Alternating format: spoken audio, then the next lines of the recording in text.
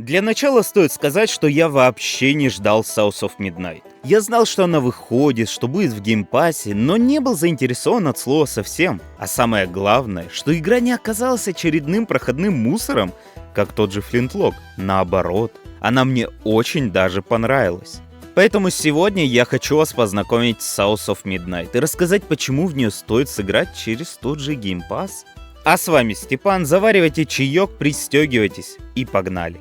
Также подписывайтесь на Telegram, там я пишу всякие мысли, текстовые обзоры игр и важнейшие новости индустрии. Первое, что бросается в глаза, это, конечно же, стилистика игры. Разработчики решили за основу взять старые кукольные мультики со всеми этими дерганными анимациями. И я с детства такое любил смотреть. Поэтому игра смогла как будто отправить в те далекие прекрасные времена. Конечно, в самом геймплее все выглядит как в обычной игре. Кроме как анимации окружения. Но думаю, что подобный подход как раз сможет подарить более позитивный опыт.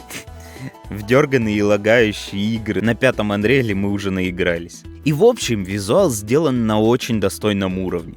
От моделек персонажей до леса, каких-то мелких деталей. При этом оптимизация очень порадовала. В минимальных требованиях указано 1060, но взять опыт Марка, который именно на ней проходил игру. С масштабированием FSR и высокими настройками графики South of Midnight выдала в районе 50-60 FPS. И сейчас такое редко увидишь. Тем более на проклятом Unreal Engine. Но давайте перейдем к самой игре. Мы в роли молодой девушки, Хейзел, столкнемся с множеством южноамериканских сказок, которые оказались явью. После того, как ураган разрушает родной город Проспера, а мать героини уносит поток воды вместе с домом, нам предстоит ее найти. А также разобраться со всей мистикой, которая свалилась на голову Хейзел. Она становится предильщицей. Если опустить все глубокие подробности, то это человек, который должен расплетать и сплетать нити судьбы разных людей и существ, избавляя их от самых сокровенных бичеваний. В своем ядре игра представляет собой адвенчуру с достаточно понятной боевкой, которая очень редко вызывает трудности. Но стоит отметить, что чем дальше по сюжету вы проходите, тем она становится сложнее и комплекснее. Я видел, что многие блогеры и стримеры жаловались на этот геймплей. Но, честно говоря, я не понимаю, от чего они ожидали такого невероятного от разрабов. Это всего лишь третий проект Compulsion Games. И известны они именно своими адвенчурами, где слабый геймплей компенсируется интересным миром и историей, как в их прошлых играх Contrast и We Happy Few. И South of Midnight отличный наследник этого принципа. За простым паркуром и несложной боевкой скрывается очень интересная история, в которой нам придется окунуться в прошлое города Проспера и всей округи, попытаться расплести все легенды и понять, кто прав, а кто виноват. На этом и строится игра. Мы путешествуем по великолепному миру, узнаем различные мифы, распутываем события прошлого и ищем мать героини. И все это связывается в один большой клубок, из которого Хейзел самой приходится понять свое прошлое, принять ошибки. Сюжет заигрывает с темой семьи, предательства, долга, и это очень хорошо передается вместе с переживаниями героини. Например, в одной истории мы встречаемся с Лораном. Когда-то он ухаживал за матерью героини и помогал после смерти отца Хейзел, но в один момент просто исчез. Хотя они его и любили, считали очень близким другом, он просто сбежал. Мы его находим в старом баре, где пытаемся уговорить помочь, но в моменте он начинает злиться, впадает в ярость и превращается в огромную птицу. И чтобы не навредить Хейзел, улетает прочь. А наша героиня пытается распутать его прошлое, узнает про его сложные отношения с отцом, про раннюю смерть матери и то, как желание мести сделало его монстром. Он был обычным ребенком, на глазах которого застрелили отца. И хотя и пытался забыться, завести свою семью, у него это так и не вышло. А чтобы не навредить своим близким друзьям, сбежал и спрятался в этом затхлом баре. И это всего лишь одна небольшая история, которая переплетается с главным сюжетом. Все события игры так или иначе влияют друг на друга, и в ней нет откровенных добряков или злодеев. Ты поначалу встречаешь настоящую мразь, начинаешь ненавидеть этого персонажа, а потом узнаешь, почему он стал таким, или ради чего он совершал плохие поступки, и уже начинаешь ему сопереживать. Именно мы в роли предильщицы должны распутать все эти судьбы, направить людей и существ в нужное русло. Например, первым боссом становится огромный крокодил, от которого на протяжении пары глав Хейзел пытается сбежать.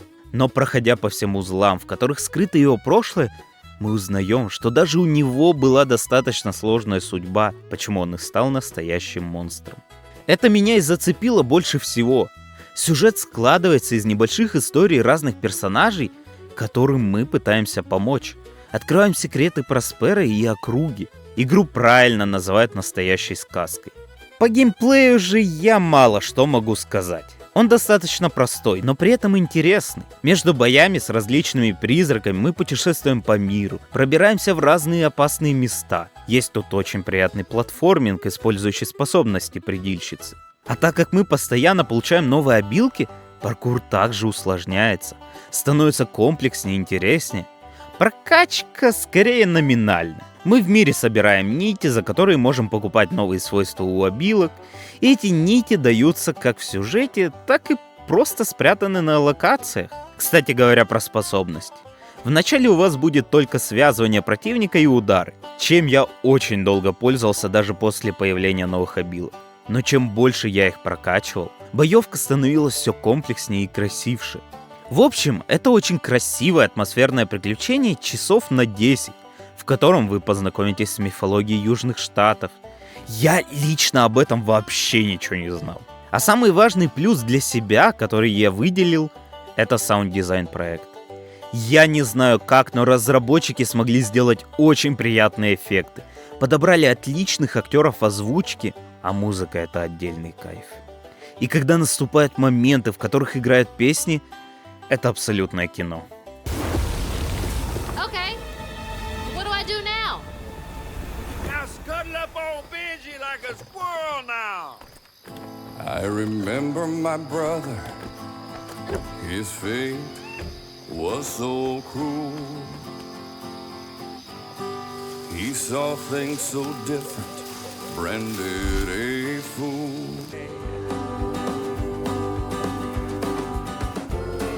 He was my brother, Benji his name.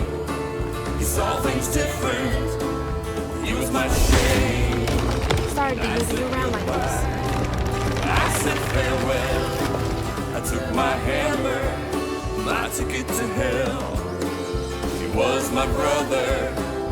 Выбирать, покупать эту игру или нет, я оставлю на ваше усмотрение. Но если есть Game Pass, реально зацените. Мне она чем-то напомнила Кену, но гораздо проще в геймплее и с более интересной историей. Есть тут и грустные моменты, и юморные. И все это не выбивается из повествования, а некоторые персонажи вызывают самую настоящую улыбку. Особенно Сом, который будет нам помогать во время прохождения. Его подколы, шутки, какие-то комментарии, все это делает игру очень живой. В общем, это очень коротенькая сказка на пару вечеров с приятным геймплеем, визуалом и сюжетом. Спасибо, что досмотрели до конца. Не забудьте поставить лайк, и мне интересно, что вы слышали о Souls of Midnight. Играли в него или нет, а то такое чувство, что о ней никто и не вспомнил. Также подпишитесь на телеграм-канал, где я частенько могу разогнать какую-нибудь интересную тему. Залетайте в Дискорд и на Twitch. А если вам сейчас нечего глянуть, то обратите внимание на другие мои ролики, которым нужно ваше внимание. И отдельная благодарность донатерам и бустерам, которые поддерживают мое творчество. Любая ваша копейка поможет мне все дальше создавать контент. И пока.